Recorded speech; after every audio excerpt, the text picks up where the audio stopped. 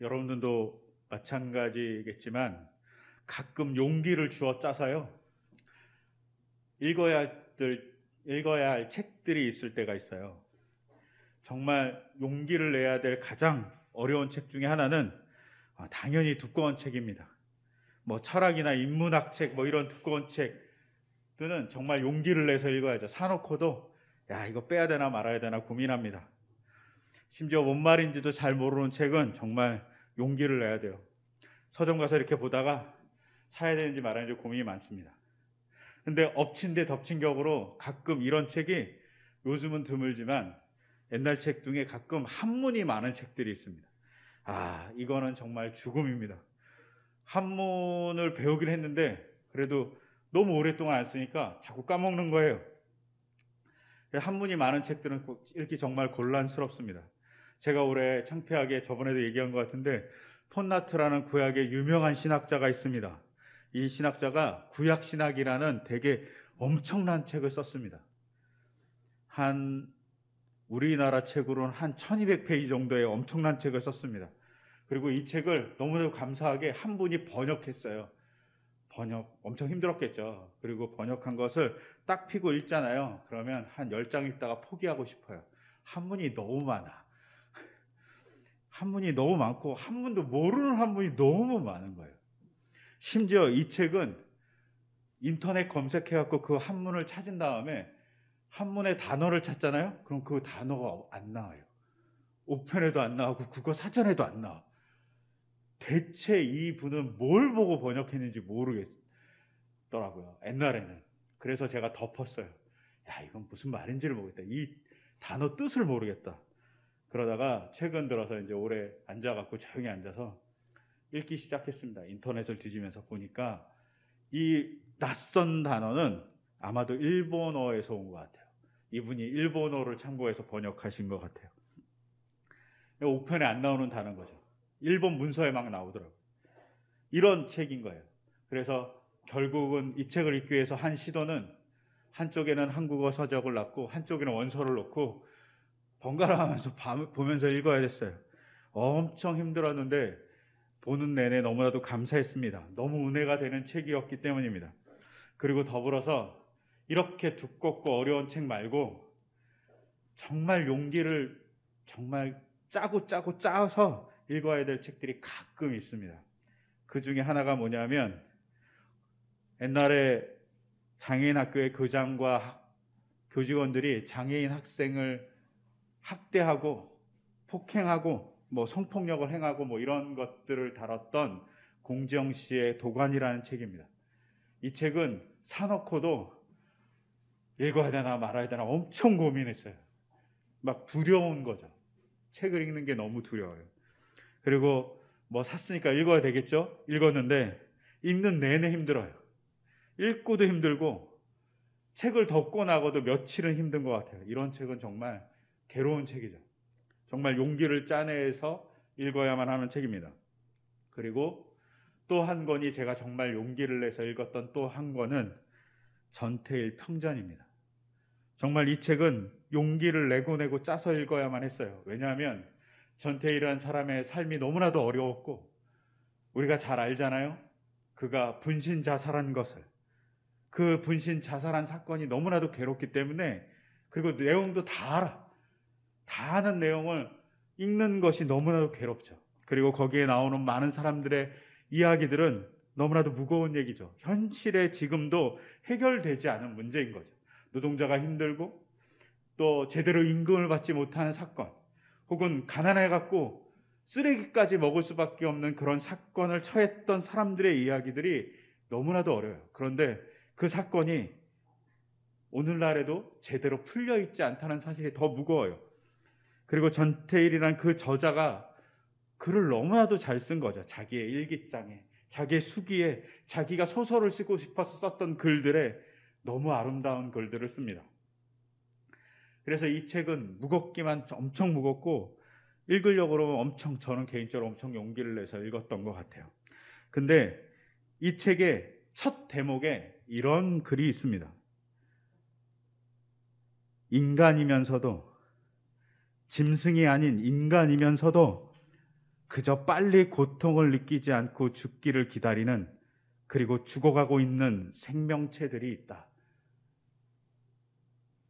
자기의 삶 혹은 평화시장의 노동자들을 보면서 이렇게 얘기하는 거죠. 그들은 인간인데, 짐승이 아닌 인간인데 그저 빨리 고통에서 벗어나고 싶어서 죽어가고 있는 생명체가 있다라고 얘기합니다. 이걸 딱 읽는 순간 무슨 느낌이 드냐면, 시한부 판정을 받은 암 환자가 이제 내일이면 죽을 것 같은 그런 심정으로 살고 있는 느낌이 듭니다. 근데 우리가 결론을 다 알잖아요. 평전이니까 이분이 자기 스스로 분신 자살했습니다. 이걸 읽는 순간 너무 우울해집니다. 근데 이 책을 넘기고 계속 읽다가 이 책의 거의 끝부분에 가면 이 말을 왜 했는지를 알 수 있습니다. 이 평전의 끝부분에 이런 글이 있어요. 인간을 물질화하는 세대, 인간의 개성과 참 인간적인 본능의 충족을 무시당하고 희망의 가지를 잘린 채 존재하기 위한 대가로 물질적 가치로 전락한 인간상을 증오한다. 어떤 인간적 문제이든 외면할 수 없는 것이 인간이 가져야 할 인간적 문제이다. 한 인간이 인간으로서의 모든 것을 박탈하고 있는 이 무시무시한 세대에서 나는 절대로 어떠한 불의와도 타협하지 않을 것이며, 동시에 어떠한 불의도 묵과하지 않고 주목하고 시정하려고 노력할 것이다 라고 이 책의 한 끝부분에 이렇게 얘기합니다. 즉 전태일이란 이 분이 죽음의 앞에서 혹은 죽을 것 같은 그 삶의 자리에서 뭐라고 얘기하냐면, 어떠한 불의도 묵과하지 않고 주목하고 시정하려고 노력할 것이다 라고 얘기합니다. 그리고 그 노력의 시도가 50년 전 1970년 11월 13일 근로기준법 화형식이라는 이름으로 자기를 분신한 사건으로 나타납니다. 그리고 공교롭게도 지난 주간 13일 저희 교회의 성서일과는 디모데후서 4장 6절에서 7절이었습니다. 이 본문을 읽어드리면 이렇습니다. 나는 이미 부어드리는 제물로 피를 흘릴 때가 되었고 세상을 떠날 때가 되었습니다. 나는 선한 싸움을 다 싸우고 달려갈 길을 마치고 믿음을 지켰습니다 라고 바울이 거의 죽을 쯤에 이렇게 얘기합니다. 순교의 각오로 얘기하는 거죠. 근데 이 모습과 13일의 전태일의 모습과 너무나도 유사합니다. 그리고 이 전태일이라는 분이 죽던 해 8월 9일 날 자기 일기장에 이렇게 씁니다. 무고한 생명들이 시들고 있는 이때에 한 방울의 이슬이 되기 위하여 발버둥 치오니 하나님 국률과 자비를 베풀어 주시옵소서. 하나님께 기도하는 거죠. 전태일이라는 이분이 감리교 교회를 다니셨어요. 그리고 감리교 신자였고, 그리고 교회학교 교사였습니다. 그래서 그의 묘비에는 기독청년 전태일이라고 써 있습니다.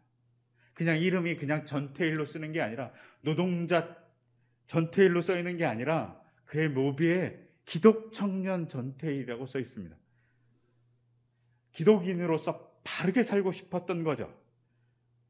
그래서 그는 기독인으로 바르게 살고 싶은 그의 여러 가지 의문에 따라서 이런 글도 남깁니다. 왜 비난자는 하나님께서 택하신 안식일을 지킬 권리가 없습니까? 라고 하나님께 반문합니다.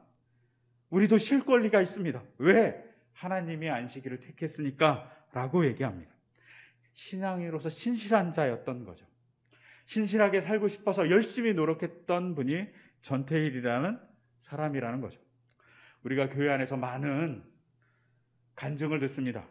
CEO, 성공한 학자, 성공한 명예스러운 사람에 대한 이야기를 듣습니다. 그 중에 되게 황당한 게, 저는 언제나 황당한 게 있어요. 그 중에 예로 드는 사람 중에 한 명이 스티븐 잡스예요. 이 사람이 되게 홀리했다고 막 얘기하시는 목사님도 저 봤어요. 근데 이 사람 선불교를 추종했던 사람이죠. 불교, 이 사람 이렇게 검색하잖아요. 그러면 종교난에 불교 나옵니다. 근데 그가 성공했다는 이유만으로 그를 기독교에서 미화하는 말을 너무나도 많이 봤던 거죠. 근데 전태일에 대한 이야기를 공공연하게 교회에서 얘기했나 보면 사실은 부끄럽습니다. 저도 그런 적이 별로 없고, 그리고 교회 내에서 이 소리를 이 기간에 들어본 적이 별로 없습니다. 심지어 교회는 이 기간에 뭘 하냐면 너무나도 부끄럽게 추수감사주의를 지킵니다. 왜 부끄럽냐면 이것이 성경적인 시즌도 아니고 이건 그냥 미국의 절기를 따라서 드리는 거죠. 미국 위에 있는 캐나다도 10월에 드려요. 근데 우리는 미국 절기를 따라갖고 추수감사절을 11월에 드려요. 그것도 미국은 11월 넷째 주 목요일에 드리는데 우리는 그것이 너무 늦으니까 11월 셋째 주일 날 드려요. 얼마나 웃겨요. 우리의 모습이죠. 부끄러운 모습. 말도 안 되는 절기를 막 끼워 맞추려고 노력합니다. 하지만 정말 우리가 기독교인으로 살아간 사람에 대한 기념을 하고 있는지 한번 생각해 봐야 돼요. 근데 우리는 이런 실정에 있는데 우리의 선배들, 1970년에 있었던 선배들 중에 세문안교회 사람들이 있습니다. 종로에 큰 교회 있잖아요. 저희 교단에 있던 교회예요. 전태일 이분이 분신하신 다음에 한 일주일 뒤에 22일 날 세문안교회 청년들이 모여서 기도회를 합니다. 그리고 40명이 모여서 뭐라고 얘기하냐면 전태일의 죽음에 대해서 사회가 책임이 있고 자신들도 공모 잘하고 대학생들이 얘기합니다. 우리들이 배운 사람인데 이 문제를 해결하지 못했다고 얘기하면서 미안하다고 기도회를 하면서 회개합니다. 그리고 그 다음 날 23일 날 개신교와 천주교가 연합해서 엄청 큰 행사를 하나 엽니다. 그리고 장공 김재준 목사님이 이렇게 얘기합니다. 우리 기독교인들은 여기에 전태일의 죽음을 위해 애도하기 위해서 모인 것이 아닙니다. 한국교회의 나태와 안일과 위선을 애도하기 위해서 모였습니다. 라고 설교하십니다. 즉 전태일의 문제에 대해서 그의 죽음은 안타깝지만 더 안타까운 게 뭐냐면 한국교회의 나태, 안일, 위선에 대해서 우리는 더 애도해야 된다고 얘기했던 것이 11월입니다. 이 11월 우리가 잘 기억해야 되는 거죠. 누군가의 고귀한 희생으로 노동이 얼마나 가치 있고 노동자를 얼마나 잘 대우하고 있는지 반성하는 시즌인 거죠. 근데 그 시즌 우리가 어떻게 보내고 있는지 한번 생각해 보면 좋을 것 같습니다. 또한 그 시즌에 우리는 현실을 봐야죠. 50년 전에 있었던 그 현실과 지금의 현실은 많이 다릅니다. 좋아진 것도 있고요, 나빠진 것도 있습니다. 위험이 외주화됐다고 우리가 얘기합니다. 그래서 무고한 청년이 죽었죠. 자본의 논리로 안전이 무신되어 갖고 어떻게 됩니까? 트럭의 운전사가 엄청난 무게의 공구가 떨어져서 죽고 마는 일들이 벌어졌습니다. 또 사람을 귀하게 여기지 않는 노동 때문에 우리는 힘들어합니다. 최저임금은 모양만 갖췄지 제대로 대우되지 않습니다. 기업만 걱정해요. 그런데 정말 생계를 위협받고 있는 많은 사람들을 우리가 걱정하고 고민하고 있는지 교회가 봐야죠.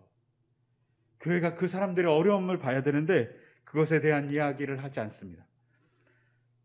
그런 면에서 교회는 하나님의 공동체인가 고민해야 됩니다. 그런데 하나님의 공동체에 대한 얘기를 하고 있는 본문이 바로 오늘 읽었던 레위기입니다. 레위기의 본문에서 하나님은 공동체에 대한 꿈을 꿉니다. 그리고 그 공동체를 뭐라고 얘기하냐면 거룩한 공동체라고 얘기합니다. 그래서 오늘 읽었던 레위기 19장 2절에 내가 거룩하니 너희도 거룩하라는 말은 너희는 거룩한 공동체야 라고 얘기하고, 그 거룩한 공동체라고 얘기할 때 이스라엘 자손 회중이라고 얘기합니다. 이게 회중이라는 게 단어가 어렵잖아요. 그냥 모인 무리들이잖아요. 모일 회자에 무리 중자입니다. 모인 사람들입니다. 그리고 이것을 현대적으로 바꾸면 뭐가 되냐면 교회가 됩니다. 교회도 가르칠 교자에 모일 회자입니다. 그래서 가르치고 배우는 모임이 교회죠. 모이는 모임인 거죠. 이것을 회중이라고 얘기할 수 있어요. 그런데 이거를 조금 더 깊게 보면 구약에 회중이라는 단어가 두 개가 나옵니다. 히브리어로. 하나는 카알이고 하나는 에다입니다. 보통 카알로 많이 써요. 카알은 그냥 모이는 거예요. 집단적으로. 그래서 회중 집단이라고 그래요. 집단이 모여서 하나님께 예배드리고 뭐 이런 모임을 카할이라고 얘기합니다. 그런데 오늘 본문은 카할이 쓰이지 않습니다. 그 대신 정말 특이하게 잘 쓰이지 않는 에다가 쓰입니다. 에다는 별로 안 쓰여요. 언제 쓰이냐면 특이하게도 시내산에서 율법을 받을 때, 그리고 레위기상에서 많이 쓰입니다. 이 말은 뭐냐면 에다는 특정한 공동체를 얘기합니다. 어떤 특정 공동체냐면 법적인 공동체예요. 우리로 말하면 법치국가 같은 공동체예요. 법이 다스리는 공동체를 에다라고 얘기하는 거죠. 어떤 법이 있는 거예요. 아니면 계약을 맺은 공동체. 나하고 너하고 계약을 맺었어 라고 하는 공동체가 바로 에다입니다. 근데 하나님은 오늘 이 본문 19장에서 카알을 쓰지 않고 이스라엘 백성을 향해서 에다라고 씁니다. 이건 뭐냐면 하나님과 이스라엘 백성이 법률적 공동체라는 겁니다. 근데 법률적 공동체 그럼 되게 이상하잖아요. 근데 우리 어떻습니까? 결혼식 때 우리 혼인 서약을 합니다. 그리고 선포하죠. 그거하고 똑같습니다. 서약한 공동체라는 거예요. 서로 계약을 한 공동체라는 거죠. 그리고 하나의 가정을 이루고 하나의 울타리를 친 공동체라고 얘기합니다. 이 말은 단순히 이스라엘 백성이 그냥 하나님의 공동체가 됐어라는 게 아니라 하나님과 이스라엘 백성이 부부가 결혼하듯이 한 가정을 이뤘다는 겁니다. 그래서 하나님이 끊임없이 이스라엘을 신부라고 부르잖아요. 내가 너의 신랑이야 라고 얘기하는 것은 이 공동체가 가정의 공동체, 울타리를 가진 공동체라고 얘기하는 겁니다. 생활 공동체인 거죠. 그래서 오늘 말씀의 제목을, 설교의 제목을 하나님의 생활 공동체라고 정했습니다. 하나님의 생활 공동체가 되는 거죠, 우리가. 그리고 그것을 확증하기 위해서 하나님은 레위기와 그리고 신내산의 관계 안에서는 뭐라고 얘기하냐면 이스라엘 회중을 카알이라고 부르지 않고 에다라고 부르십니다. 그래서 회중은 감격하는 거죠. 우리를 에다라고 불러 라고 얘기하는 겁니다. 근데 이 거룩하라는 이 에다의 공동체, 거룩해져야 되는 이 에다의 공동체가 그냥 거룩이라는 게 무거운 짐이 아닌 거죠.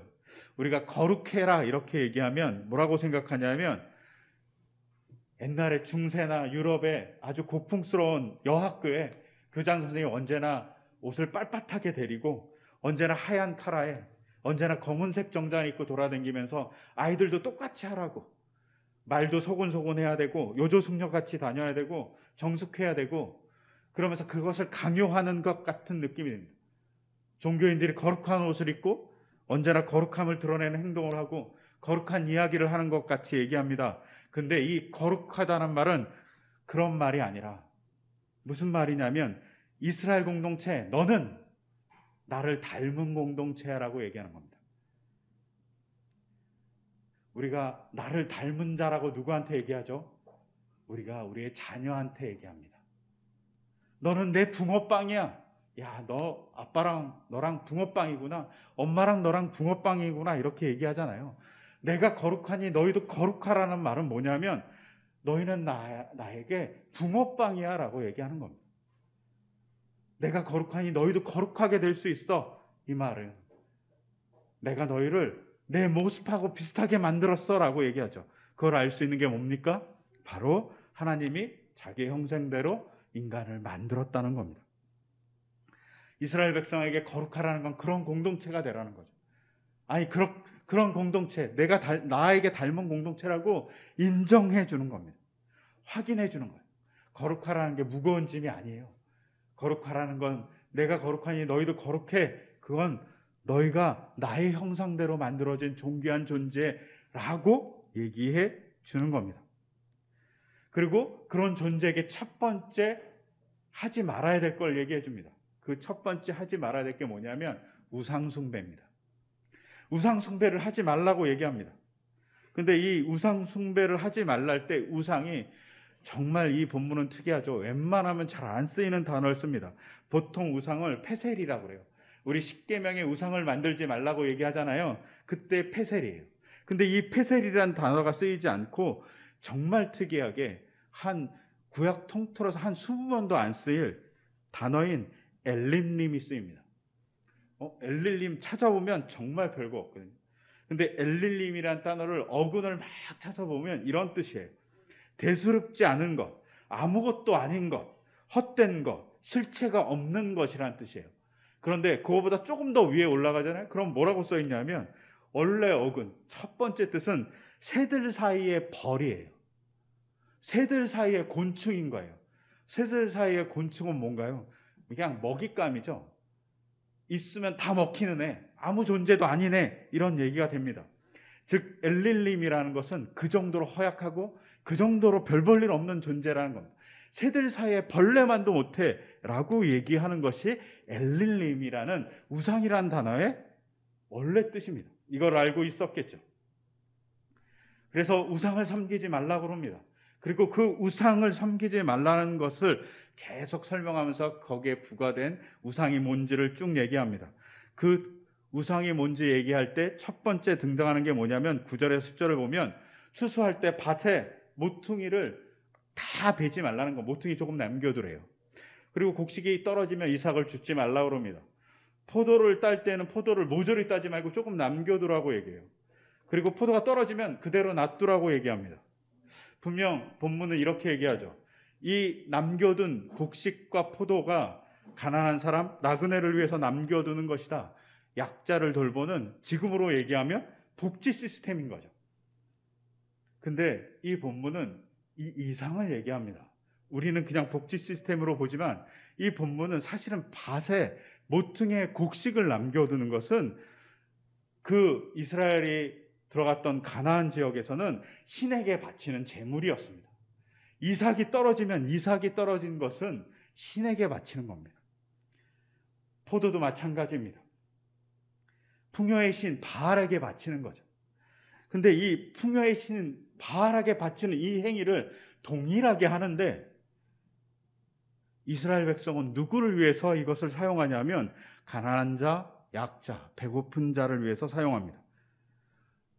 가나안 사람들은 풍요를 얻기 위해서 밭에 모퉁이에 곡식을 남겨둡니다. 근데 그것에 저항하는 겁니다. 너희들은 풍요라는 탐욕에 눈이 멀어서 그렇게 남기지만 이스라엘 백성은 가난한 자, 약자를 돌보기 위해서 그것을 남긴다고. 그 당시 문화에 도전하는 거죠. 풍요라는 탐욕에 도전하는 겁니다. 이것이 바로 이스라엘이 가졌던 놀라운 저항입니다. 그리고 이스라엘 외의 백성들에게 하나님의 역사는 이런 것이라고 보여줍니다. 그리고 너희가 탐욕에 눈이 멀어 섬기는 그 바알은 우상에 지나지 않고 쓸데없는 거라고 얘기해주는 행동이 바로 밭에 모퉁이를 베지 않는 동일한 행동을 하면서 가난한 자에게 그것을 베푸는 것입니다. 그러면서 더 발전합니다. 탐욕을 갖지 말라는 말에 뭐라고 얘기하냐면 도둑질하지 말고, 그리고 속이지 말고, 거짓말하지 말라고 얘기합니다. 우리 왜 도둑질 합니까? 그걸 갖고 싶은 욕심 때문에 합니다. 근데 우리가 저번에도 얘기했지만 도둑질하지 말라는 이 말은 단순히 그냥 남의 물건을 훔치는 것을 넘어서 인권을 유린하는 겁니다. 사람을 사용해서 내가 더 많은 돈을 벌기 위해서 사용하는 일, 그것이 바로 도둑질하는 일이라고 얘기하는 겁니다. 제가 어제 우연찮게 저희 아내랑 유튜브를 보다가 이런 걸 봤습니다. 조선시대 17세기에는 노예가 결혼하면 노예의 자녀가 노예가 되는 겁니다. 노비가 되는 거죠. 근데 누구를 따라 노비가 되냐면 어미의 신분을 따라 노비가 된답니다. 되게 이상하죠? 양반은 아버지의 신분에 따라서 계층이 정해지잖아요. 근데 노비는 엄마의 신분에 따라서 노비가 되는 거예요. 왜 그럴까요? 여자가 생산자니까 더 많이 얻으려고 끊임없이 여자 노비가 나는 걸 모두 다 노비로 사용하는 겁니다. 근데 영조 때 발표합니다. 몇 년도에 난 노비, 여자 노예가 놓은 노비. 근데 노비 중에서도 어떤 노비가 난 노비는 노비가 안 된다는 겁니다. 누구냐면 노비랑 양인이랑 결혼해서, 즉 양반이랑 결혼해서 낳은 아이 중에 여자가 양반인 집안의 아이는 노비가 안 된다는 선포를 합니다. 양반들이 난리가 나죠. 양반들은 그 전까지는 어떤 법이 있었냐면 부모 중 한 명이 노비면 다 노비입니다. 근데 영조가 이것을 혁명적으로 바꾸는 거죠. 난리가 납니다. 그래서 어떻게 하냐면 그 전까지는 끊임없이 노비끼리 결혼시키지 않고 노비랑 양인이랑 양반이랑 결혼시키는 겁니다. 주인들이. 그럼 어떻게 되죠?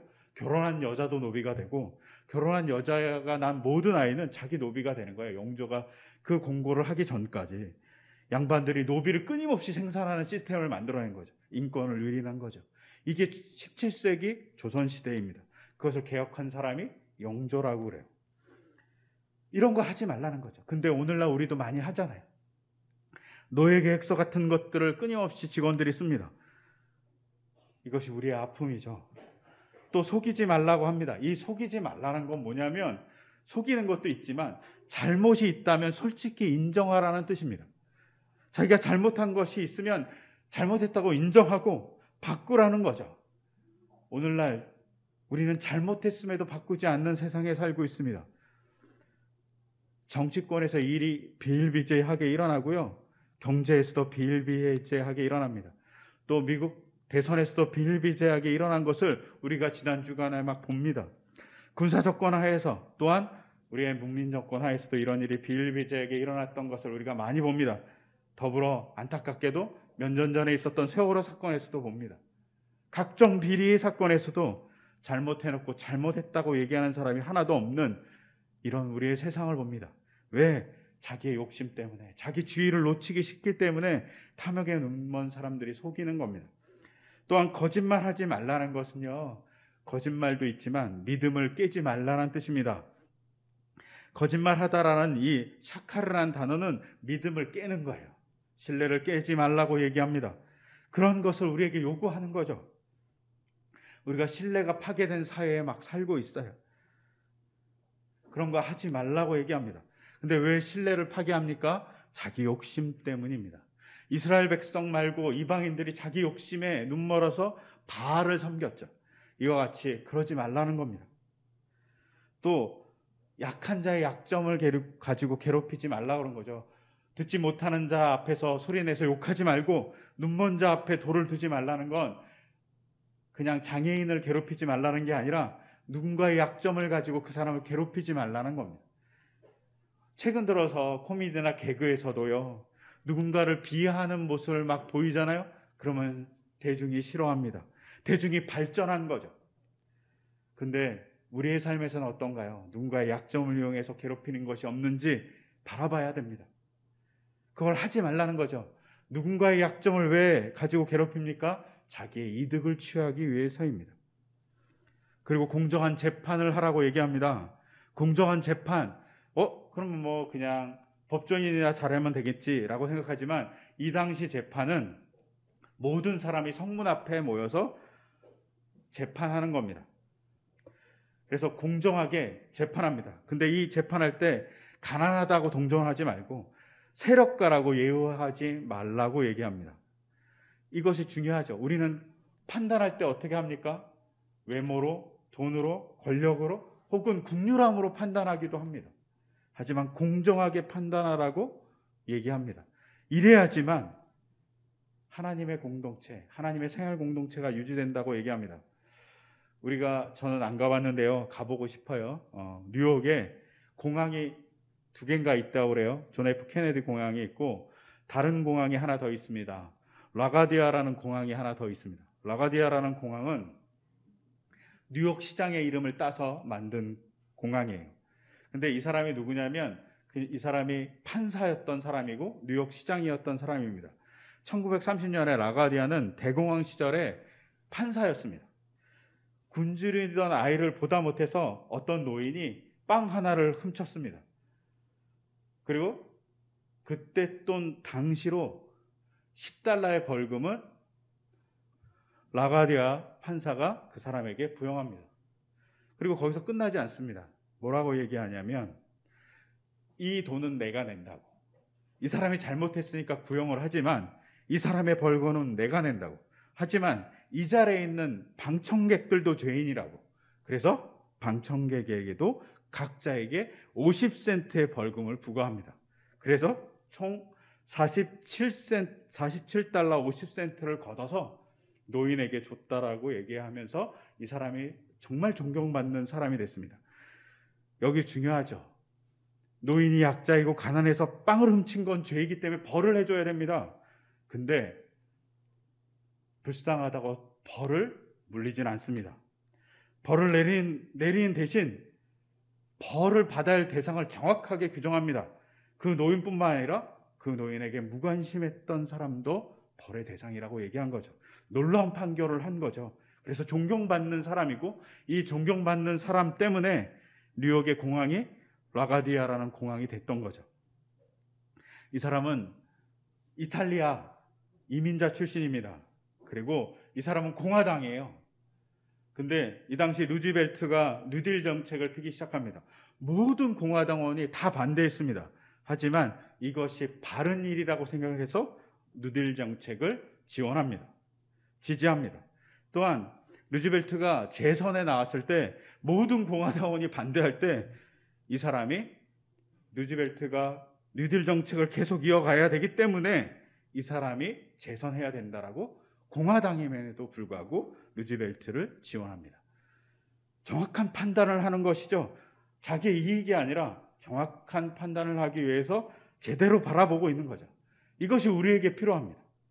자기의 감정, 학연, 지연 이런 것에 의연하는 것이 아니라 정확하게 보고 판단하는 것이 중요하다고 얘기합니다. 이럴 때 우리가 어떻게 됩니까? 이웃을 위태롭지 않게 만듭니다. 우리가 이렇게 하지 않으면 이웃을 위태롭게 만드는 사람인 거죠. 우리가 이웃이 위태로워서 죽어가는 많은 사람들을 보잖아요. 김용균 씨가 그랬고, 택배 노동자가 그러고, 외주화된 건설 노동자들이 그렇습니다. 이 시간 우리가 생각해 봐야 되죠. 우리가 뭐에 관심을 가져야 되는지, 그리고 어떻게 살아야 되는지, 그리고 어떻게 사는 게 하나님의 공동체를 이루는 것인지 바라봐야 됩니다. 그리고 이 바라봄에 지난 주간 50주년, 그분의 죽음, 전태일의 죽음의 50주년이 된 해에 우리가 잘 바라봐야 되죠. 우리 사회의 문제를, 약자의 아픔을 제대로 바라봐야 될 때 우리가 제대로 행동할 수 있고 하나님의 생활 공동체를 만들 수 있다는 것을 기억했으면 좋겠습니다. 그리고 그것을 통해서 하나님이 드러나기를 소망합니다. 전태일이 신실한 기독교 신자였다는 사실을 잊지 않으셨으면 합니다. 그리고 그가 기독교인으로서의 역할을 하기 위해서 최선의 노력을 했던 사실을 잊지 않았으면 합니다. 그리고 기독교인으로서 그를 바라보면서 기독교인의 한 분으로서 자랑스러워하기를 소망합니다. 그분은 올바른 판단을 하기 위해서 노력했고, 그리고 동족을 사랑하려고 노력했고, 미워하지 않고, 그리고 위태로운 위험에 있는 자들에게 자기의 삶을 나눠준 것입니다. 거짓말을 하지 않으려고 했고, 사기치려 하지 않았고, 도둑질하려 하지 않았다는 겁니다. 근데 그가 이렇게 바뀐 것, 주님의 말씀, 주님의 사랑 때문입니다. 그렇게 사랑이라는 얘기를 많이 했다라고 얘기되죠. 전태일의 평전을 읽어보면 전태일이 처음에는 도둑질도 하고 막 그래요. 근데 그가 조금씩 변합니다. 세상을 향해서 말입니다. 왜? 하나님의 사랑을 알았기 때문이고, 그 하나님의 사랑을 알아서 하나님의 회중이 된 거죠. 그리고 그 회중이 자기만 되는 게 아니라 이 땅의 모든 사람이 되기를 소망했기 때문에 그가 정말 안타까운 죽음을 가진 겁니다. 그런 그의 생각을 잘 받아서 우리도 오늘날 고민하고 약자를 돌보고 조금은 더 나은 하나님의 공동체를 꿈꾸며 살아가는 이번 주간 되기를 소망합니다. 그런 주간이 될 수 있도록 우리 같이 기도했으면 좋겠고요. 제가 기도드리겠습니다. 하나님 아버지, 하나님께서 우리를 애다라고 부르면서 하나님의 법적인 공동체라고 얘기합니다. 법률적인 우리의 관계라고 얘기하고 윤리적으로 우리가 하나 되었다고 얘기합니다. 근데 거기서 우리가 가지지 말아야 되는 건 탐욕입니다. 탐욕을 가지지 말라고. 탐욕을 가지지 않기 위해서 우상을 섬기지 말라고 얘기하십니다. 그리고 그것 탐욕 때문에 도둑질, 거짓말, 속이는 것, 누군가를 위태롭게 하는 것, 그것을 하지 말라고 얘기합니다. 누군가를 미워하는 것을 하지 말라고 얘기합니다. 하나님, 우리가 이걸 할 능력이 없습니다. 그래서 주님께 의탁합니다. 주님의 마음, 주님의 법을 우리 마음에 주셔서 우리가 조금은 더 하나님의 사람답게 살아갈 수 있도록 인도하여 주시옵소서. 무력한 우리를, 악한 우리를 주님의 사랑으로 인도해 주실 주님을 기대하며 이 모든 것 주 예수 그리스도의 이름으로 기도드립니다. 아멘.